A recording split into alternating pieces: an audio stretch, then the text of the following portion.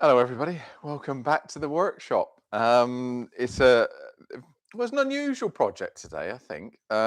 It's a little bit of an accidental project, really, and we'll talk more about the reason for this project being in a moment. But we're in my workshop. It's been a busy day today. I've been doing jobs for joiners, really, so a few dowels. I regularly do 22 mil dowels, 300 long, for a joiner that makes very high-end garden furniture for a local company. So I've been doing a load of those, 22 mil out of a Koya, so that pickled timber. So a load of those today for another joinery company. Done a load of big kitchen table legs today. We're looking at some more soup bowls, wooden spoons, and plates for a chef. They're setting up a new website, so it's a busy old day. Day before we were doing, what course was I doing the day before? What course was I doing the day before, Vicky? Pen course the day before, and of course tomorrow I got bowl and platter course. So it's all turning in here. We've got Vicky on all the camera trickery and all those sorts of things. Hello, hello, hello. Looking very officious in her glasses. We've got Shop Dog wandering around. He is safe, everybody. He's not coming close. He knows his place. His bed's over there, down there. And I'll soon tell him if he is getting too close. You might hear him bark if someone comes to the window. But today's project is having the luxury of having my own workshop now, is I can do what I want. That's the main thing. So I don't have to think weeks in advance. I can just make things happen. So I can react to things. And we've had lots of really interesting suggestions for videos as well. So we're going to be going through all of them. But I changed. I was going to do a pair of candlesticks, which I've been doing for club demos, which sounds boring, but I think it's really interesting. Quite plain candlesticks, inspired by Richard Raffin, and quite contemporary look, which we are going to do in the next one. However, it's a little bit cold here in the UK at the moment. It's quite wet as well. It has been for the past few weeks, months. Feels like forever. And we've got a log burn at home, and I was just putting some logs on the log burner, and I found this bit of timber, which I sort of overlooked before when I was loading the log bin up. But Vic, I don't know whether you can get a picture. Let's go for number 3 camera, if you would. This is a bit of brown oak, so pretty colour for a start. There's a lot going on with it. It's an irregular shape, so we're going to do a live edge. The reason I was sort of quite excited about it when I stopped and actually took the time to look at it, I don't know whether you can see the grain in there. It's swirling around and doing all sorts of really interesting things. Now, it may not work. It may be a load of rubbish. I don't know. But I thought, oh, why not just turn what is potentially a bit of firewood, and by now would have been ash, into hopefully something quite nice. This is quite soft, I'll be honest with you. I don't know how this is going to react. My first thought being, by the time I've taken out the shape, because it's, like I say, it is an irregular shape, so going all over the place. If we'd done it fairly shallow, maybe have a really quite a wide rim on that, and only a very shallow and small inside to the bowl, which we could then really play on what we've got left here. There is potential we could burn it and do all sorts of things. I don't mean log fire burn it. I mean singe the top to make it black, or all sorts. I don't know. Until we start turning, I'm unsure. I mean, I can, with my finger now, I can literally take off that bark and everything. So we're going to see. I thought it'd be quite an interesting one. I have made a few lamps from this particular piece a couple of years ago, so I know it's quite a dark bit of brown oak, but I honestly thought that was the end of it, sort of thing, and we're not going to get any more out of it. But let's give this one a go. We've also had a bit of a change around today as well. I've had 2 lathes that I've taken out and put into my storage, and I've had 2 new lathes brought in. Those 2 lathes over there. So and I've had Farmer Tom up giving me a hand. I've had my brother up giving me a hand. I've had the lorry driver giving me a hand because they're quite lumpy. So yeah, we've had a day today. So it'll be nice in a minute to go home and put the log burner on. We might have a little bit more fuel than we previously had if this goes wrong. So let's just you might find some more nice pieces of wood. We might do. If this is good, it goes in the shop. If it's not, it goes in the fire. So Cole, can you say hi to Ronnie? He's just come on. Oh, hello. The grumpy old marine. Grumpy old marine. Wood turning. If you haven't checked out his YouTube channel yet, have a look. It's in its infancy, so he's doing a few videos now. Have a look at it. Right, look what I've done.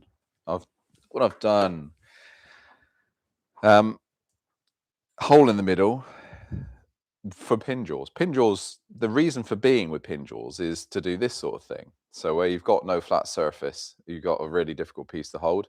So pin jaws are great. Drill an inch hole down through the middle, expand those jaws into it. I am going to use the tailstock. I've already told you that that's quite soft at the top. So we're going to use the tailstock with a set of with a ring center jaw. Yes, Vic, you got a question? Yes, from the Wheezy Turner, a bit off topic, but when making jaws for making pendants, would you use a tooth Forstner bit or the other type? Sorry, say that again. Sorry, when making jaws for making pendants, would you use a tooth Forstner bit or the other type? Oh, it doesn't matter. Probably the cutting type. So the regular Forstner bit without the sawtooth on the outside, to be honest with you. You don't need the sawtooth. There's no grain to the nylon itself.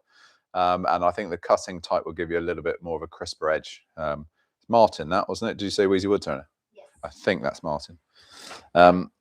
Good. Right, line up. Now, one other thing I do want to say, if you didn't know, I will be over at SWAT in Waco in Texas in August.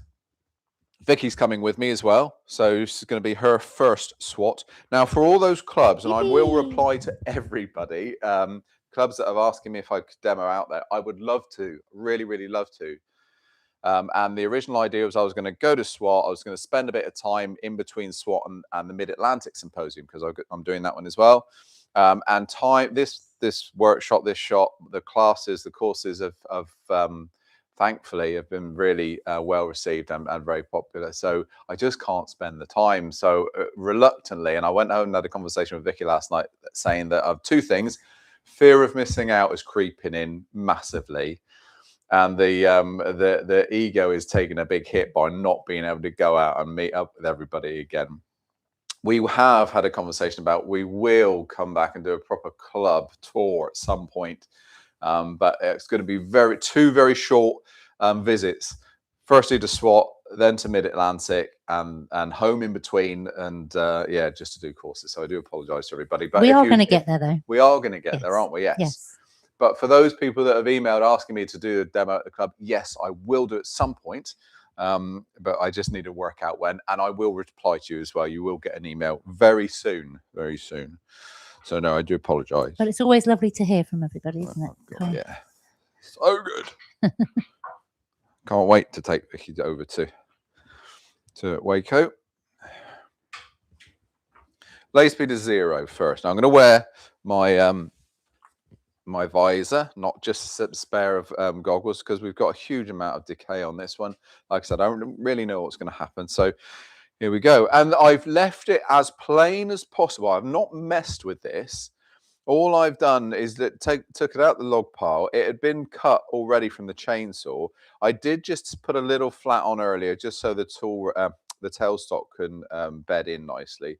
But apart from that, I've done nothing. So we really are working from scratch with this. Well, we'll see. I know what you know at the moment. Let's start going. I'm going to have dust extractor running from start to finish as well. Am I good to go for a minute, Vic? Good to go? Yep. We'll go with a medium-sized gouge. Just let me know. Shout at me, Vic, if the lights are in the way or anything like that. Lay speed is 0. Turn the lathe on and up. In case you're wondering, Vicky is not in line with this at all. She's right over to one side, nowhere near the danger area, right out of the way.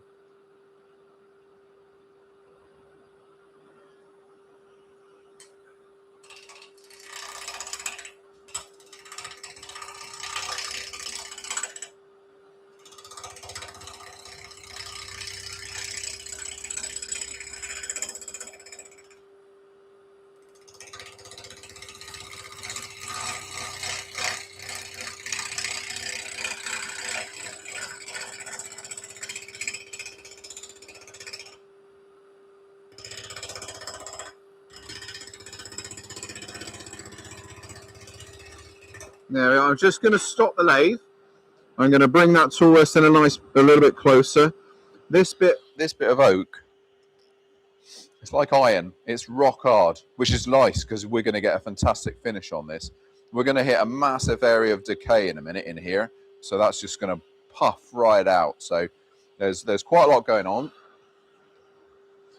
Vic, before we finish today, just remind me to talk about the newsletter. Bit of info, all right? Can I ask you a quick question before we start?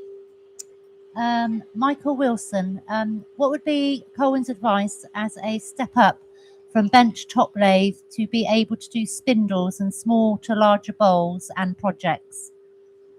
Lathe wise, Yes, 406 all the time. This sort of machine that we're working on here, you're going from a, so I guess we're talking forever lathe. Just so come back to me on number one a second. Yeah, I would go, it depends on your budget, to be quite honest. Who was that? Michael Wilson. It depends on your budget, Michael.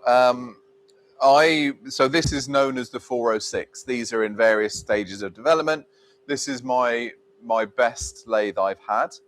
I've got a couple of new machines coming from Axminster, slightly bigger than this. I want to test them out and get those sussed out.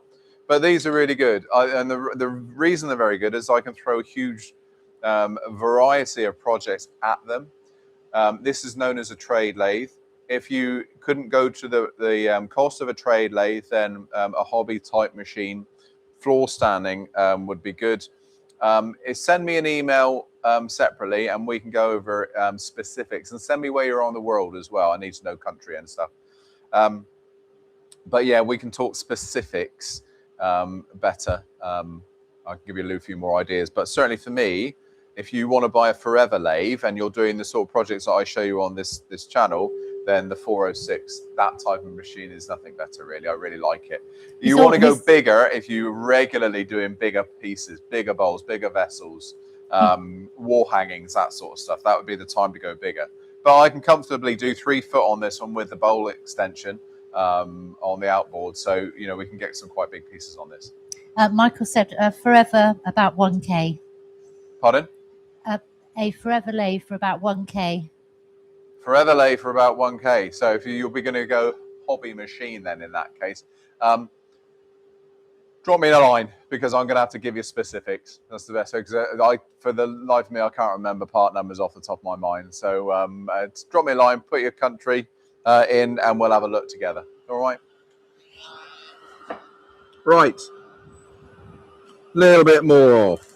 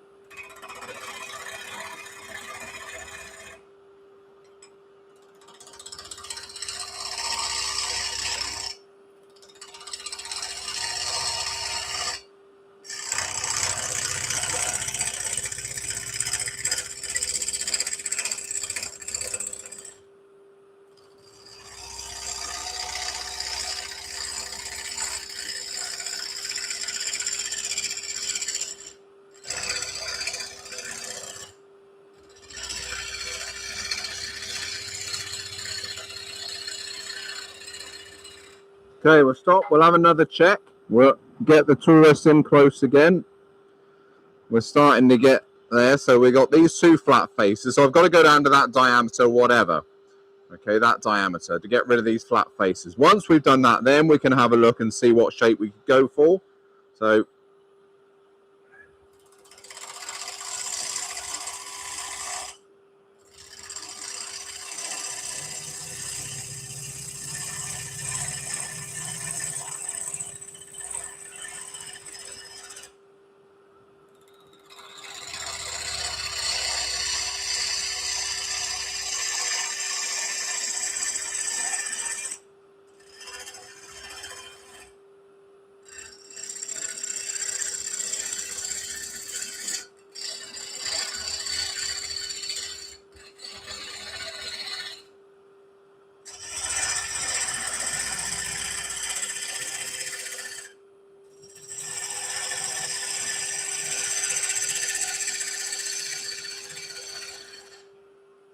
Right, we'll have another stop.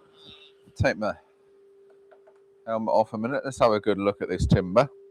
If you're wondering why I'm traveling this way and not down, I'm working with the grain of the timber. So the grain, side grain, cuts friendly coming from this way, and it cuts friendly coming from that way. As soon as you start cutting in that way, you're then faced with two areas of end grain, and it just doesn't like being cut half as much as side grain does. It's just like cutting a bowl. When you're doing the inside or the outside of a bowl, you're cutting side grain. It ribbons away where end grain just doesn't like it. So that's the reason that we're cutting sideways. Now, that swirling that was on the bark area is really throwing up some lovely patterns here. We've got some real rippling little curls. I wouldn't say they're burrs as much. But we've got some really interesting markings. Certainly the colours are incredible. So we're going to just adjust that tool rest. We're going to take quite a bit away from this bit here because I need to get a good foot, just a sacrificial foot later on. And you can see at the moment how much we're sloping away at that point. So we're going to take quite a lot away there. But it's already looking fairly good. I think it will be a finished bowl as long as I don't mess up.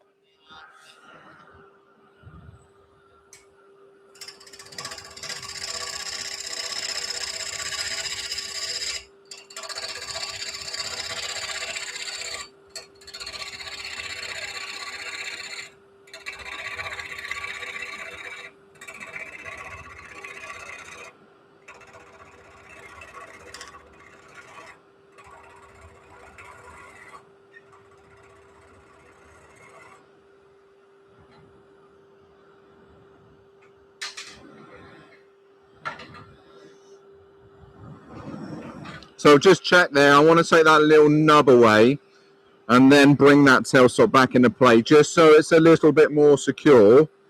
But I just wanted to make sure that actually it's secure on those jaws. Smaller gouge needed. So let's get that gone.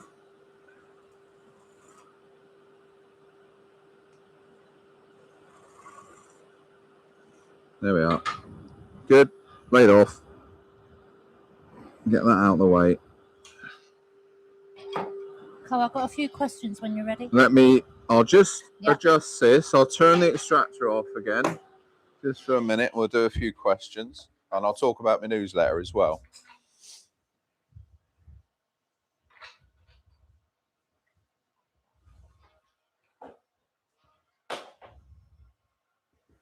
Go for it. Ronnie Jones 847. He says he is turning the Lockham oak blank that Mr. John gave him. Oh, Lockham, yeah, when he was there, and he's doing a live tomorrow at 7 p.m. UK time. There you go. So that's Grumpy Old Marine. Lockham's oak. So Lockham's. Yeah, Lockham's oak. So and I can't remember the Lord. It was Lord or General or something. Lockham in Exeter was a collector of trees. And hence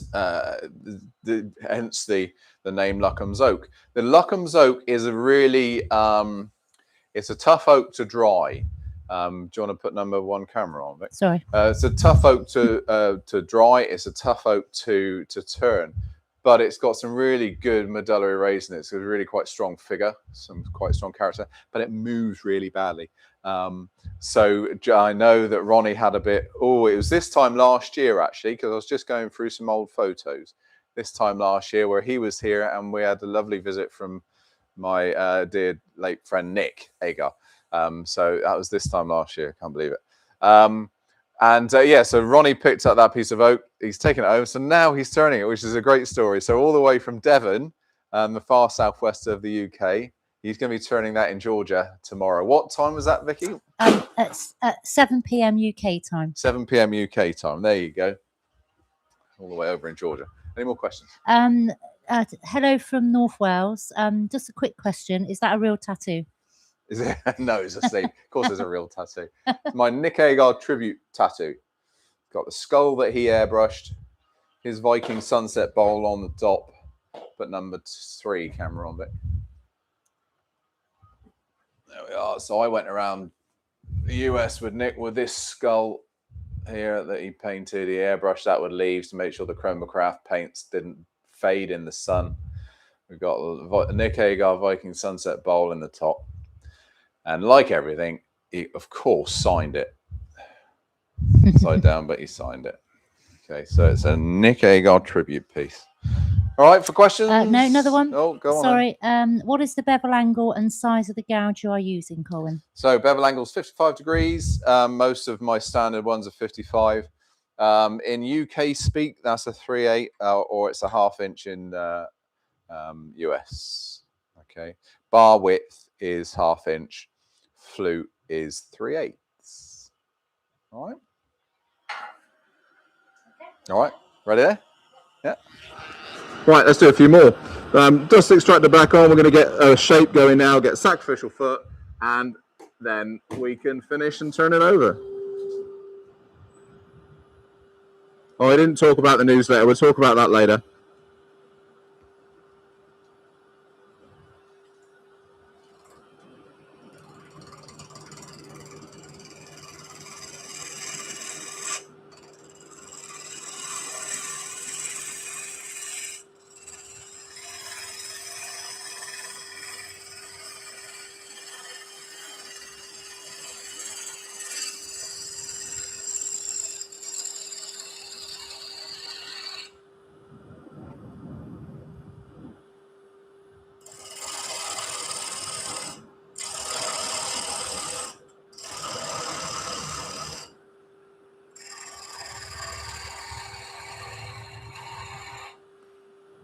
Just having a check and see if I've got enough foot. We could do with a little bit more.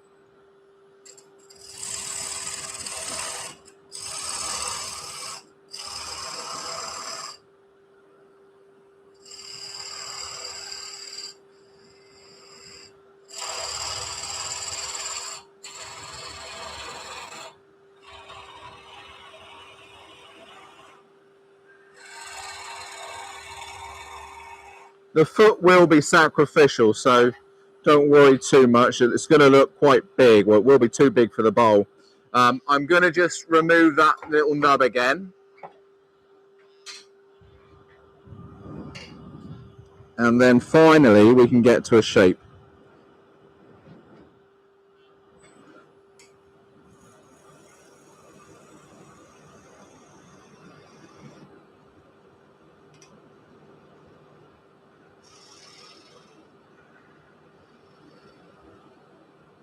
There we go. Now, newsletter.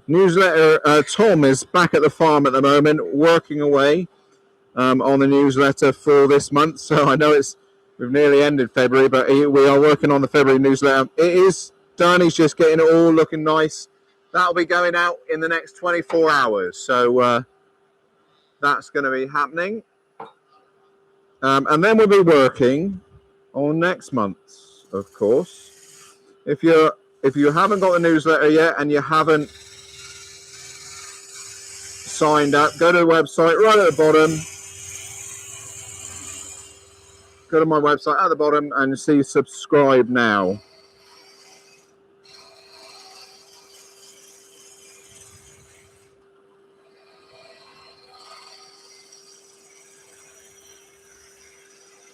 Right, let's have a look at what we've got. This is nice, isn't it? We've got a little bit of a flat there we've got to take out.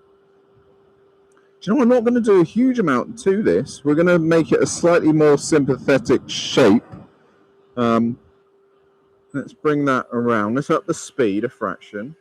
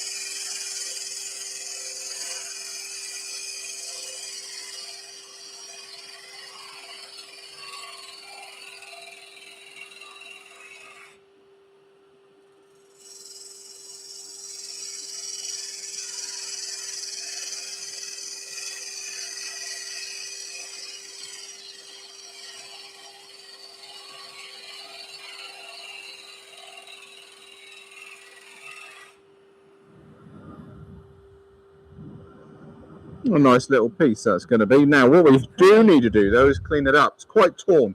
Vic, do you want to, can you go to number 3? It's a horrible colour, that number 4. There we are, look. Let me, I'm going to make you feel seasick and zoom you back in a minute. It's a really nice colour. There's a lot of rippling going on in there, look. There's a lot of things. So what I need to do is just tidy up. It's an awful finish at the moment. So we're going to do a combination, a little bit of shear cutting.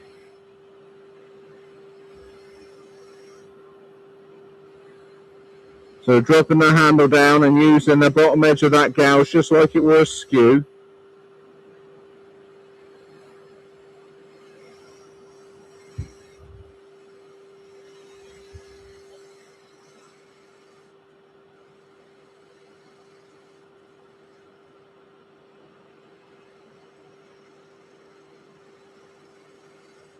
Don't want to do that over the live edge, so I'm going to use my my real skew as a little negative rate. Look how that's taken away all of that tear.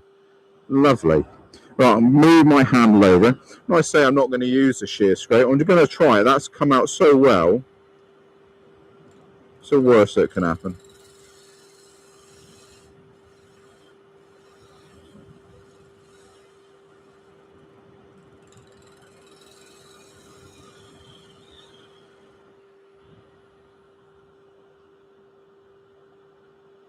And tears have disappeared. Isn't it magic? Wonderful. Right, I think we can take a bit more of that base away.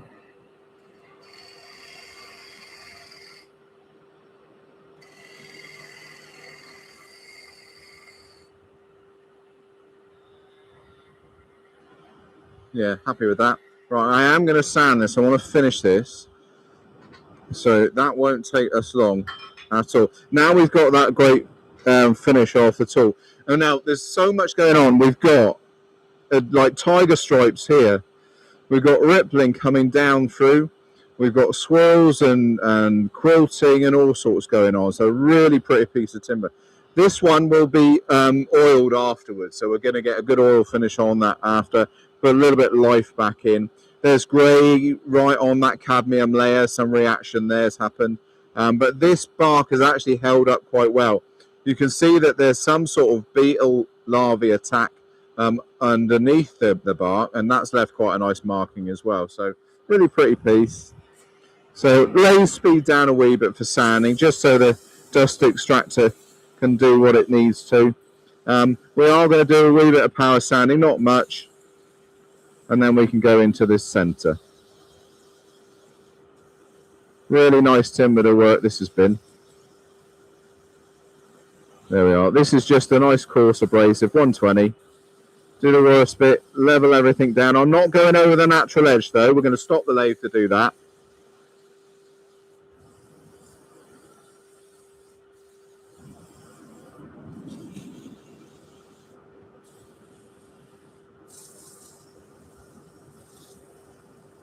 Remember that foot's the sacrificial one. We're not going to leave that like that. So a little cordless drill. Cordless drill because it's a nice, easy to manage speed. It doesn't rip it out your hands. I'm going to start with a 180 grit abrasive as well. There we are.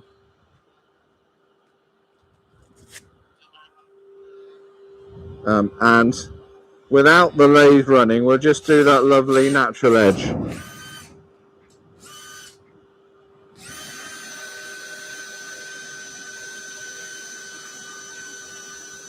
You don't want to soften the edges.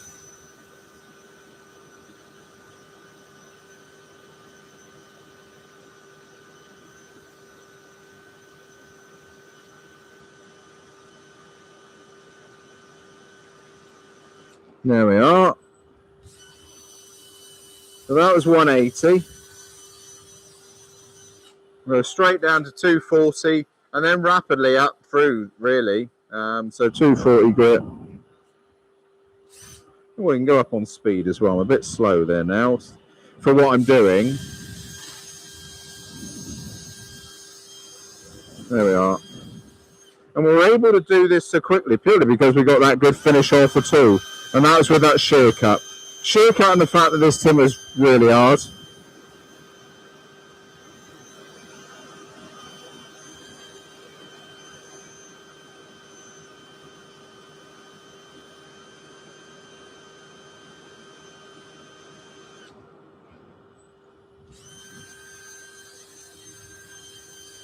There we are, 400.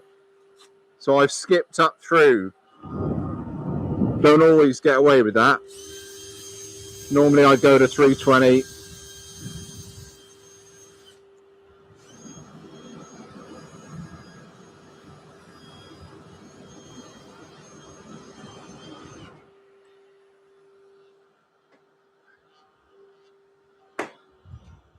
Turn the noise off for a minute. Take my mask off for a minute as well. Any Quick questions? question, Paul? Yeah, go for it. If there is an insect infestation, does it need treating? Put it in the microwave for about 15 seconds. Best popcorn machine you'll ever hear. Fact. Does a great job. I wouldn't want to if there was insects, if you know, here in this country, woodworm is the problem one. Beetle larvae I never have a huge problem with, because it can create some quite good effects. They don't stay in the timber, and they only stay in the timber until they've pupated and they turn into whatever beetle they're going to be. But woodworm are the problem, really. And if you've got woodworm, it does need to be treated. Like I say, the microwave does do a good job, but that, of course, is only good on small pieces. This is dead. This is nothing in that. I know there's nothing in this. Oak is sometimes a really good one. I've been covered in bug juice before turning oak. I don't know what the beetle is, but they like the oak particularly well. Just under that bark layer, the larvae are huge, almost like witchetty grub size, big things. And if you get a pocket of those, you know all about it. But they do leave really nice patterns in the timber at the same time.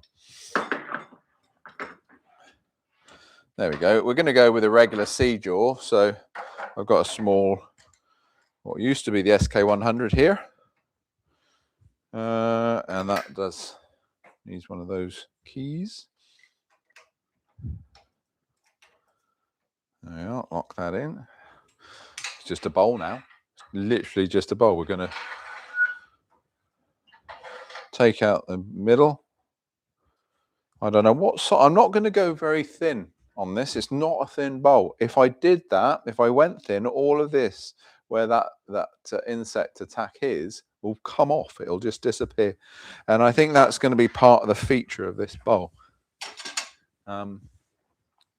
Yeah, I'm going to get this light on it just so I can see. Because I'm not getting any younger. It's my 56th birthday next week, everybody. I'm being taken out to London, to the city. Woohoo. With Vicki and friend Les Thorne and his wife, and we're doing going for a company dinner. We're going to register a professional turners meeting. We're going out to the theatre in the evening. We're doing all sorts, aren't we, Vic? Yeah, and what we're going to see, Carl? Moulin Rouge.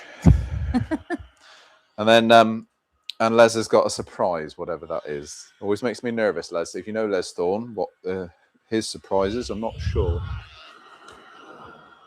Lay speed to 0. Check to make sure no grounding. Oh, and Buster West says you're a mere lad. He's 73 tomorrow. Get him. Happy birthday for tomorrow, Buster. Age is only a number. Yeah. That's what Scott says.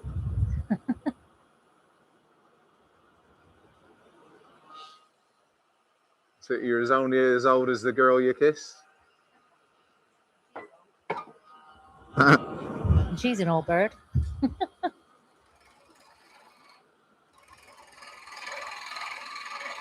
Right, dust extractor back on. There's a load of dust coming up now.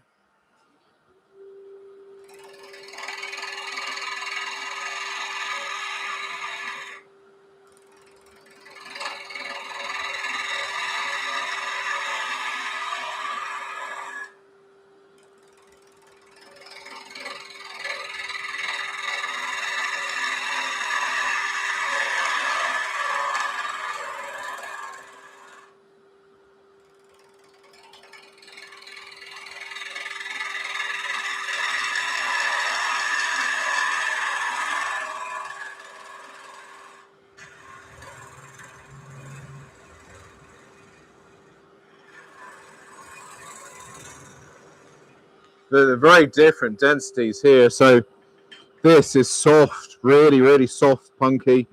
As you go down through, you're literally turning from soft to steely hard down the bottom. It's proper rock. You know, I want to show this bark off. I don't really want to go too.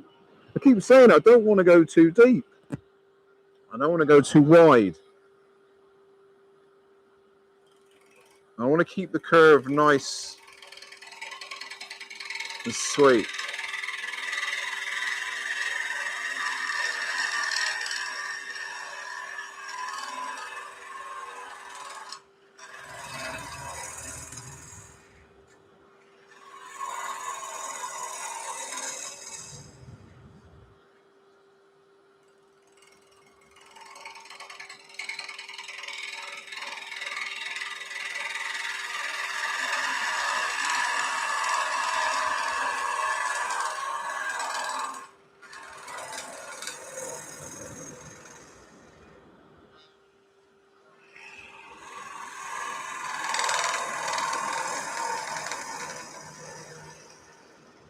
Right, we'll just swap that out for a sharper gouge a minute.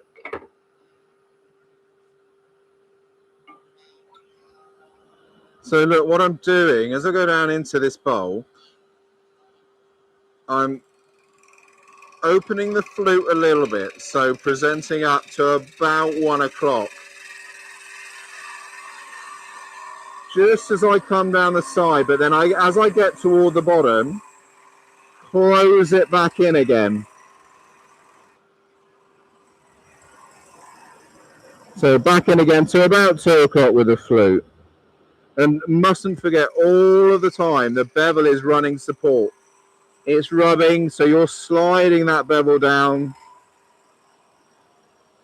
Cutting edge is doing its job, but with heavily supported by the, what essentially is the sole of the gouge. When I say sole, I mean like the plain sole. So you rub that, allow that to slide. If you don't have bevel rubbing on your gouge, the gouge is uncontrollable. It will go wherever that cutting edge wants it to go. I don't think I want to do much more. Do you agree, Vicky? This is a more of a contemporary sort of look at me bowl rather than, I don't want to go too thin. This is so soft. You know, I can put my fingernail in it. It's that soft. Mm. You're thinking thinner, aren't you? I think slightly thinner. Slightly thinner. Just very slightly, yeah. Okay. Don't blame me if it goes wrong. Oh no, it won't go wrong.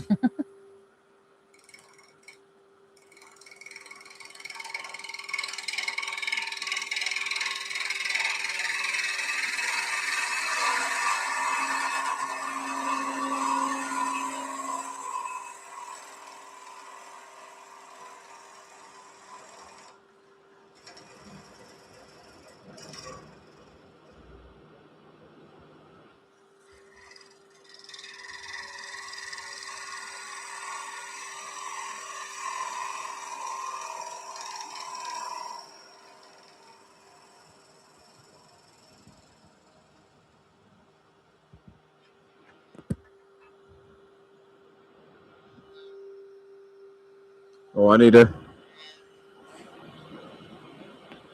It's really pretty. I think I'm not. That's it. I'm not doing anymore. Yeah. No. What do you think? I think it looks really nice. I like it. No further. No, I wouldn't. No further. Especially if not it's soft.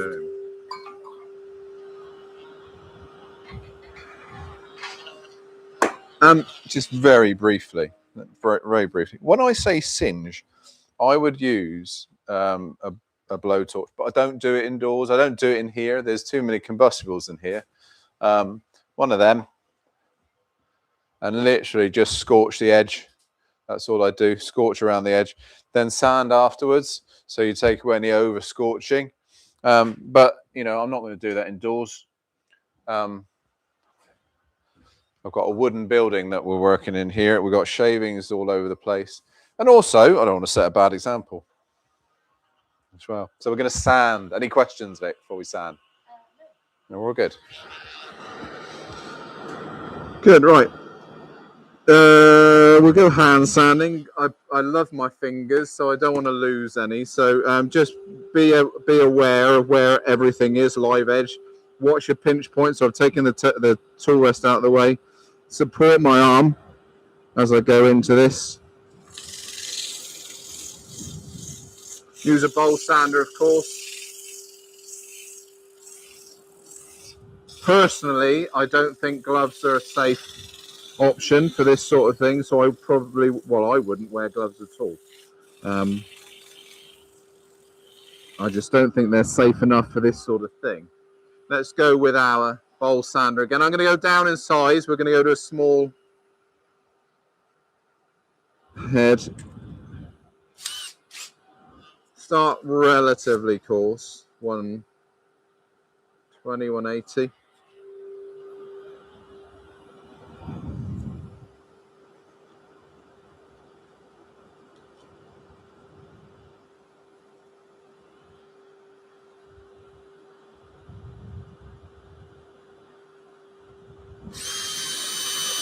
Just be aware where your live edge is, because I'm putting this drill in at an angle.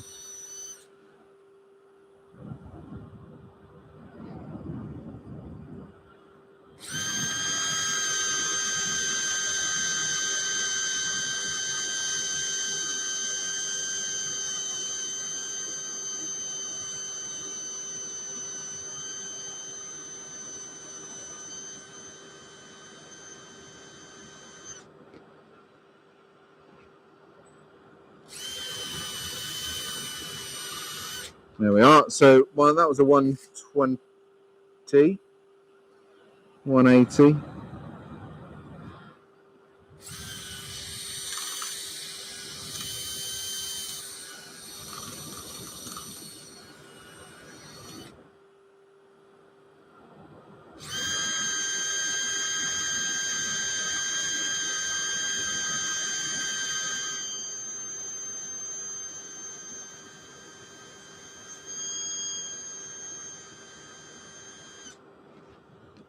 Right, 320. No, I'm going to 400. It's behaving itself, this one.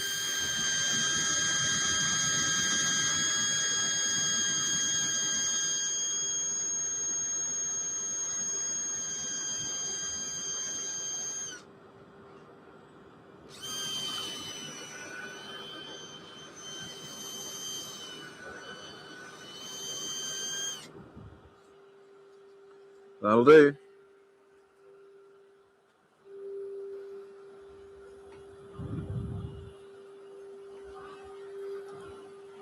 Just because it was 600.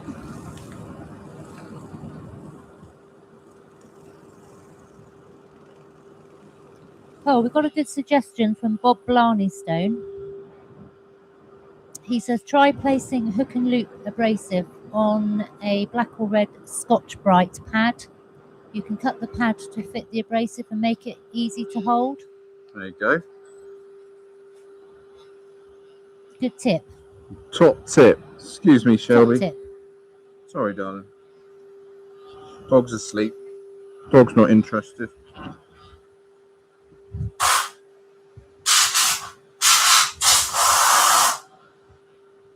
right. Just wanted to do that.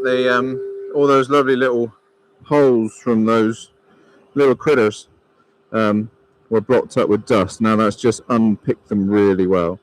And what we'll do one little thing just to highlight that lovely natural swirl.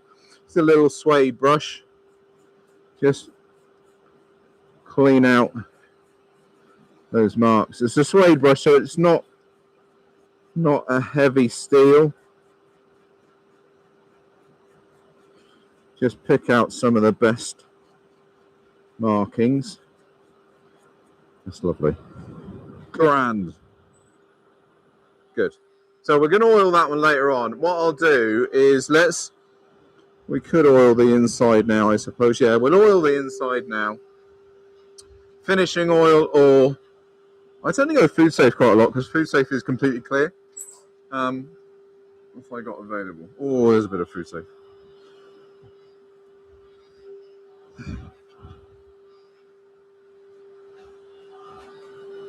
And then the reason I'm quite excited almost to do this is purely because I know the colours that come as soon as we put this oil on. This sort of timber, this is so dead, honestly. This gives it a bit of life back. And we've cleaned all the dust out, so we've got the texture back again as well. And you watch the top of this when we put oil on this really punky dead stuff. It will harden it up a little bit, but the colour just jumps, screams. Beautiful.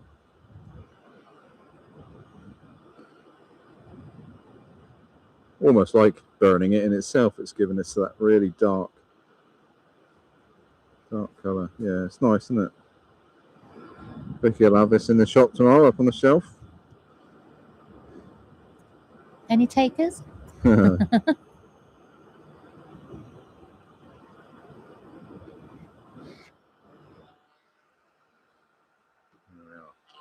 Whenever you do that, once wipe off the excess. We don't have to, but I prefer then just to give a little bit of a wet sand with a 400. Low speed, of course. You don't want to cover yourself in oil. Just a little bit of sanding in. So raising the grain,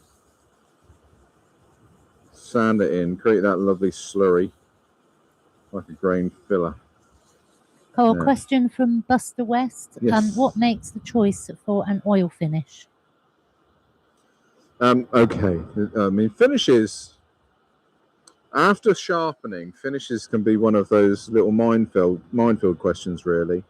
It depends, first of all, so if you're talking about what oil, that's one question. If you're talking about what finish, what makes me do an oil over a wax or a polish, or again, a lot of the time it's led by the use of what we're doing. So this is decorative. So this could be wax, it could be oil, it could be lacquer, it could be all sorts. The reason I've gone oil in this case is I know how this type of timber will react. Look at that. That's the reason for oil. If it was a wax, because of the live edge, you'd always have a line, a smear almost, as the angle drops away. Yeah.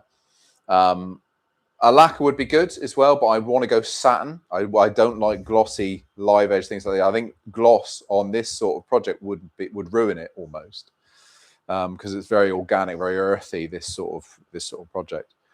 So for me now, when it comes to oils, so my food, I'll go food safe if I'm doing some kitchenware, but I will also use food safe if I needed an absolutely clear. Do you want a number one camera, Vic? Sorry? If I needed an absolutely clear oil, because they're mineral oils most cases, so they're water in color, they don't smell or anything like that.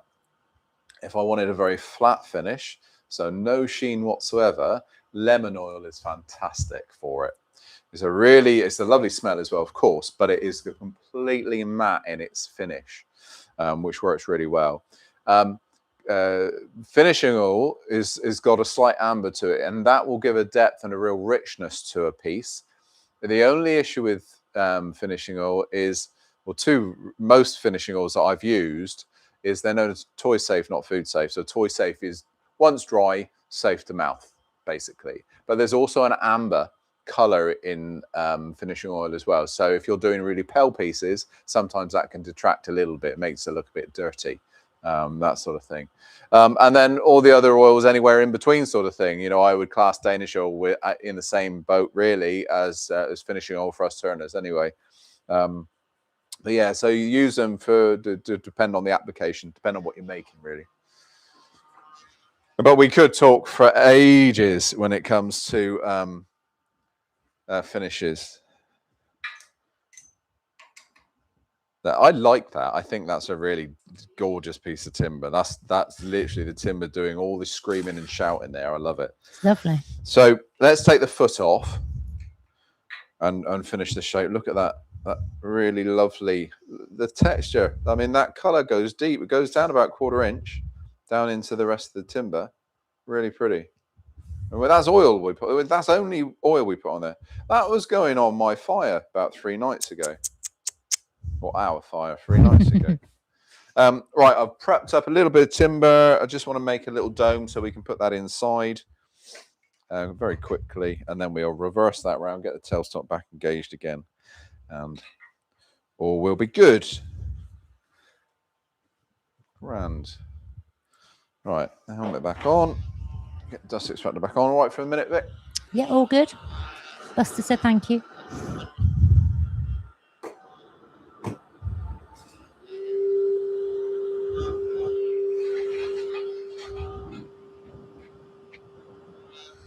It's,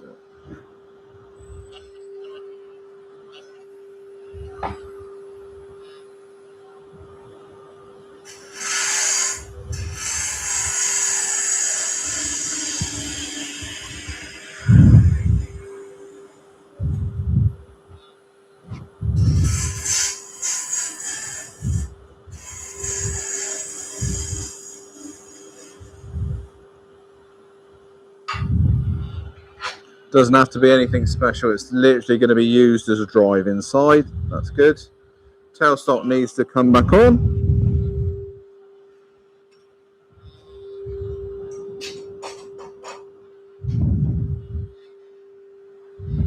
Another little bit of tissue. Can use the bit we used earlier, actually. Don't want to damage the inside, so give myself plenty of protection there. That goes over. We've got already a center point from the tailstock earlier. That's why I was taking the little nubs away.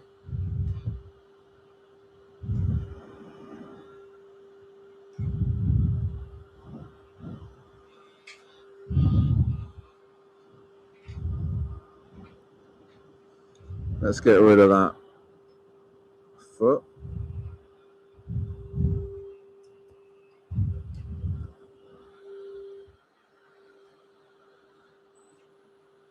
Now we're nice and thick. That thickness. I'm not in any danger of going through the bottom.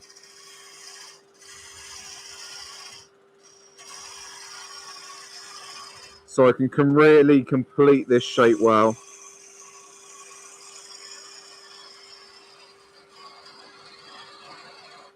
We're going to have a decent base, don't worry, we're not going down to nothing.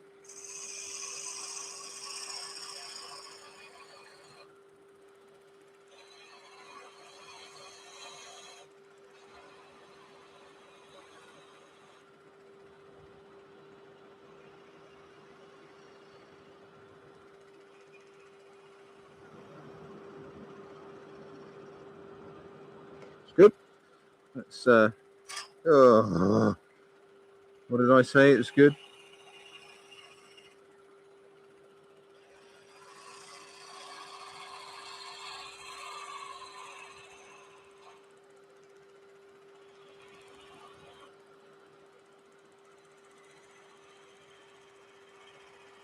Right, let me just make sure I've got rid of that nice little patch.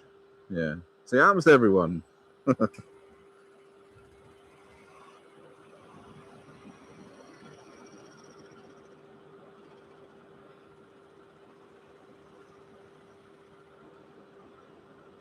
Yeah, happy with that. So I'll go with a little spindle gouge now. I just want to clear a little bit more of that nib away. Spindle gouge is perfect to get in there.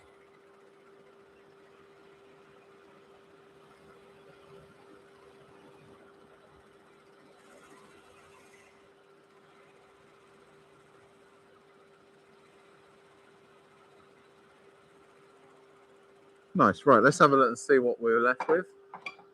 Should be okay. The timber's just behaving itself really well. Don't forget, we're going to put a bit of oil around here as well. I haven't oiled that bit yet.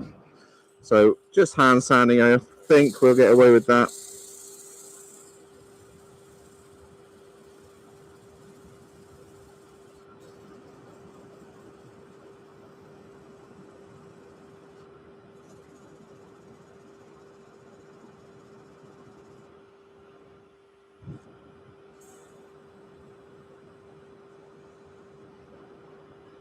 I'm at 180 now, so I started off with 120. This is 180.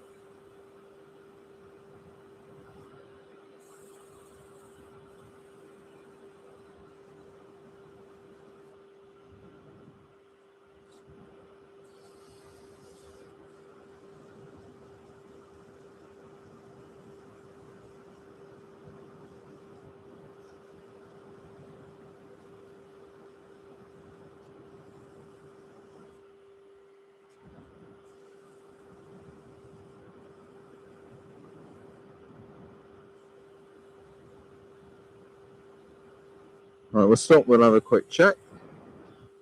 You know, I'm not taking my time on this bit, really. We are moving at a rate of knots here. You don't need to do that.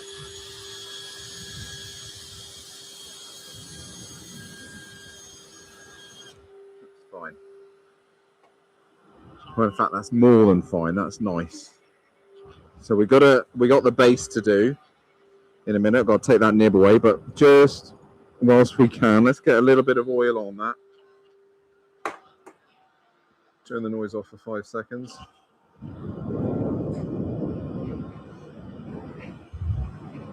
Cool. George W. Jones says, tell Colin I am proud of him. He didn't say any special words when he had that little boo-boo.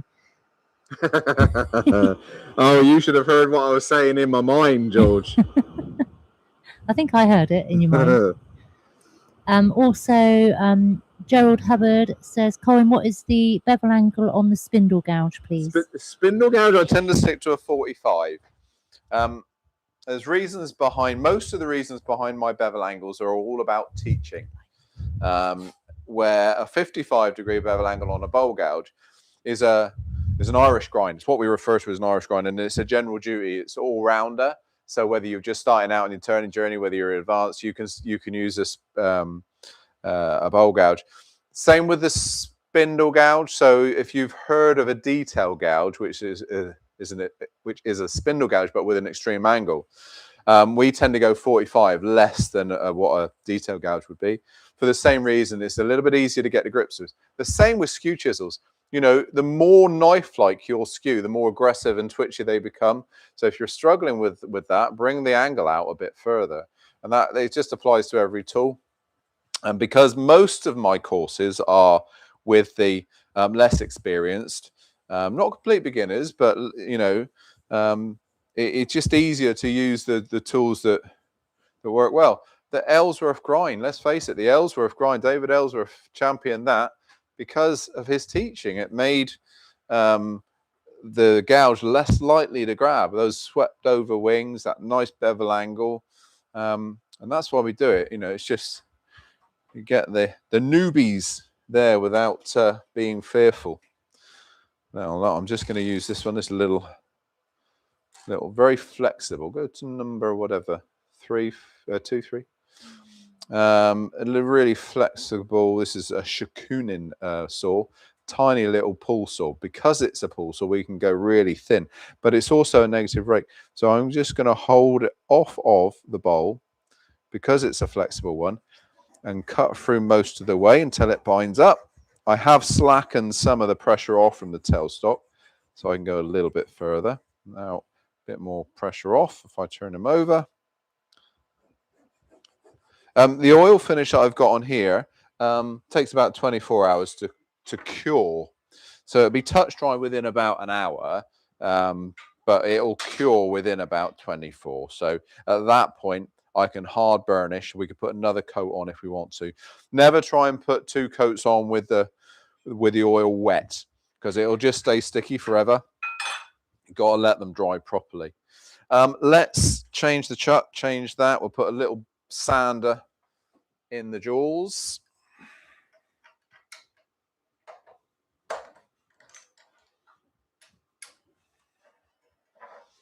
There we go.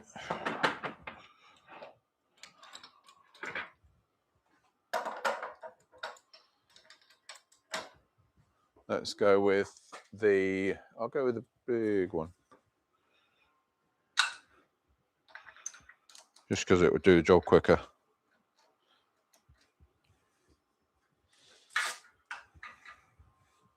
Um, 180, I think. 180 or 120. That's an 80, that's too much. So.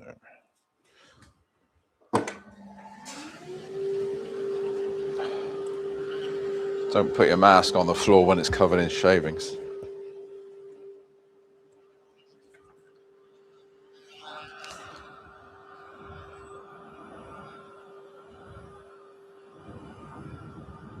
And then I'm just going to use the radius. So the radius here to get in at that little undercut.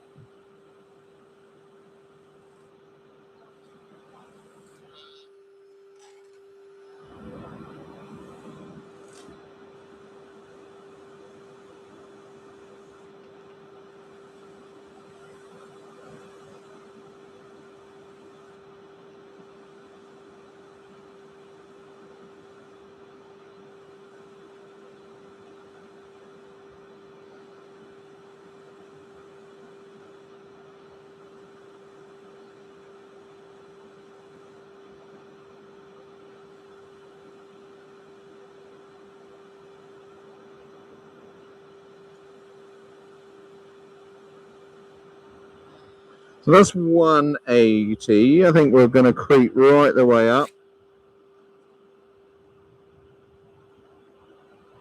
I don't want to go to 600. Up to 400.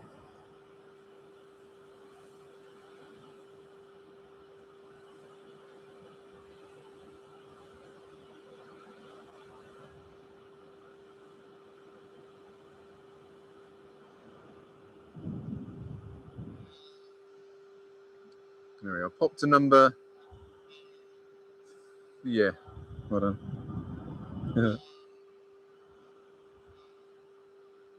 All right, so we can see we get rid of that little nub. A little bit of oil. Get rid of my mask. Give that to Vicky.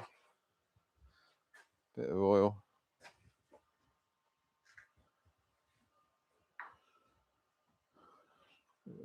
No, I can't put that light anywhere that it's not in the way of one of the cameras. I didn't say a thing.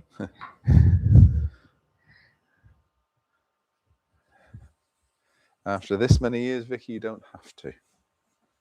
I just looked. You've got a message from Scott Kershaw. You got your respirator repaired. Yep. What were the issues and cost of the parts?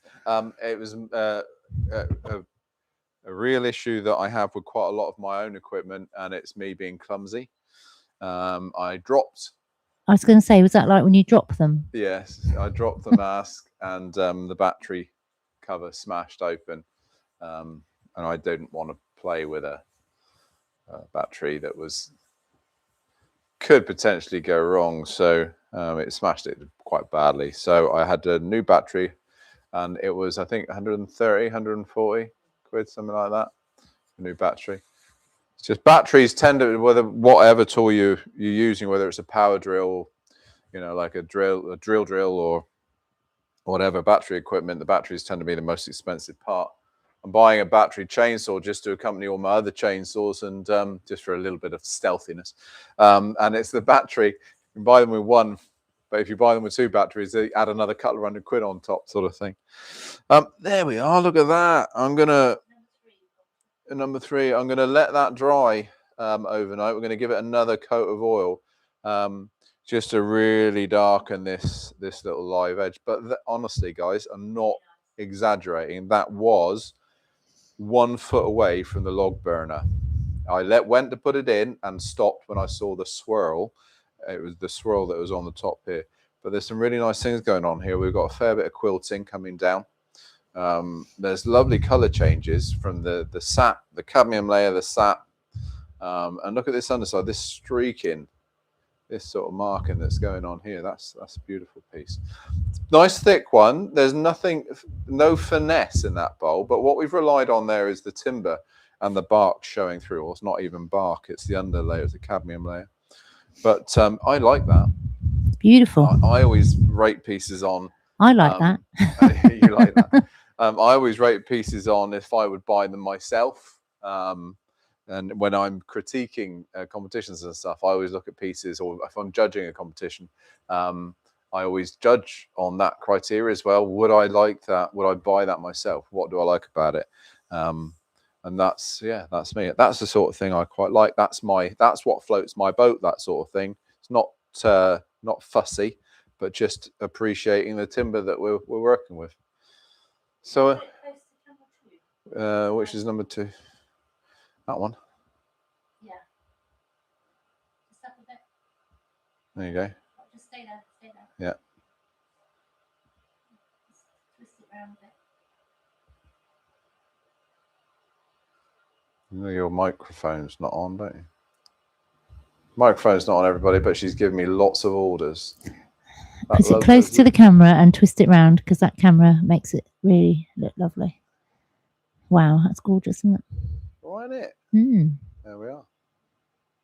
Grand. Any more questions then before we log off and before we go get our bangers and mash?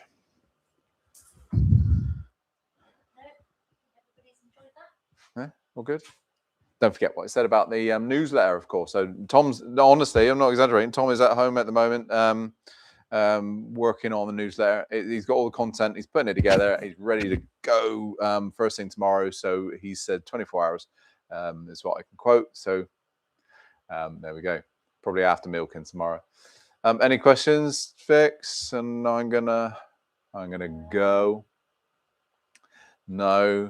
Just everybody says thank you. Don't forget, if you did email me regarding demos, be patient. I will come back to you and give you a proper reply, proper answer. But don't forget, I say this every single time. If you like what you see, give us a thumbs up, subscribe to the channel, and hit the notification button just to see more content. But if you don't know, 2 weeks' time, every Thursday, every other Thursday, 4:15 is when we bang another one out. If you're going to go to the Registered Professional Turners meeting next Wednesday, I will see you there. If you're going to the company dinner the following day, I'll see you there.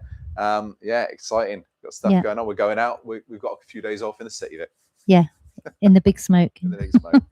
Always glad to come home though. Just one more thing. Any suggestions, please send them in. Yes. Any of your project suggestions, just send them in. Like I say, we've got loads, but we're working through them. So until next time, enjoy your turning, and it's goodbye from me and Vic. Bye. And Shelby. And Shelby. Bye, everybody. See ya.